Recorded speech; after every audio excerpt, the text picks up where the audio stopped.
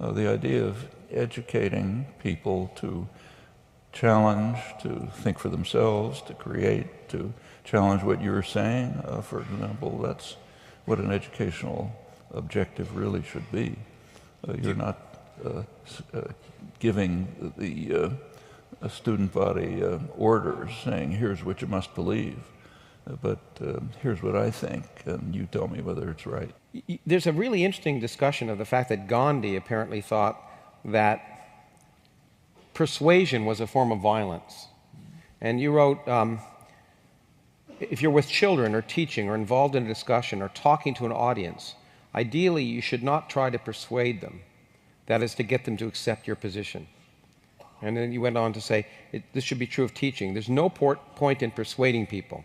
If you're teaching, say, physics, which I thought was a good choice, there's no point in persuading a student that you're right. You want to encourage them to find out what the truth is, which is probably that you're wrong. Very often. Yeah, and which is a really important point about teaching. But I was particularly taken with something that you wrote afterwards, for reasons that may be clear. It said, I'm always put off by people who are called good speakers, by those who can rouse an audience. That's just what you do not want. If you have the capacity to do it, you should suppress it. And I thought I want to get you to elaborate. I think that's right. An orator, rhetoric is the art or science, whatever you call it, of persuading people by appealing to their emotions, their, undermining their capacity for independent thought and inquiry, for challenge, for invention, for creation. It's exactly the opposite of what it ought to be. I mean, I have heard speakers who were inspiring, and I can understand the appeal, but people should resist it, I think. Okay, so I've been trying to think of things to disagree with you on here, and it's going to be hard. But let me put it to you this way, that I've often, with Richard Dawkins, debated the question of how to convince people or how to get people to think critically, and have said that you really, teaching is really seduction in a way, because you can't assume people are interested in what you have to say. If you do, then you've lost a lot of them. So it seems to me that if you're really interested in getting the step of critical thinking, you first have to motivate people to want to think critically, or to want to be interested enough in the topic to think critically.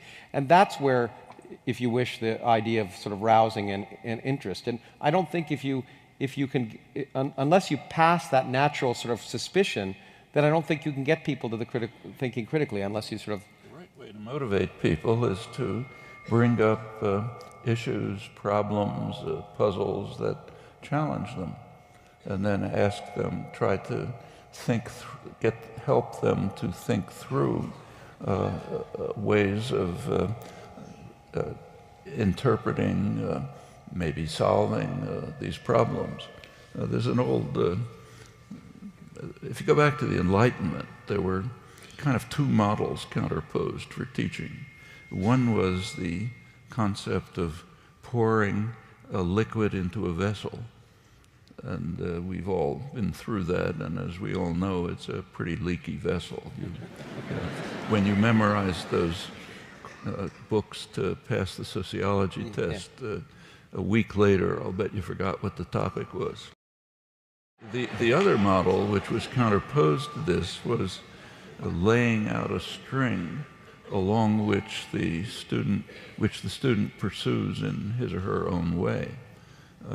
So there's some structure to education, but the real task is to make it possible for the student to pursue, to investigate that structure, to explore it, maybe to modify it. Could be the wrong structure. And if you succeed in that, you've actually taught. Well, let me give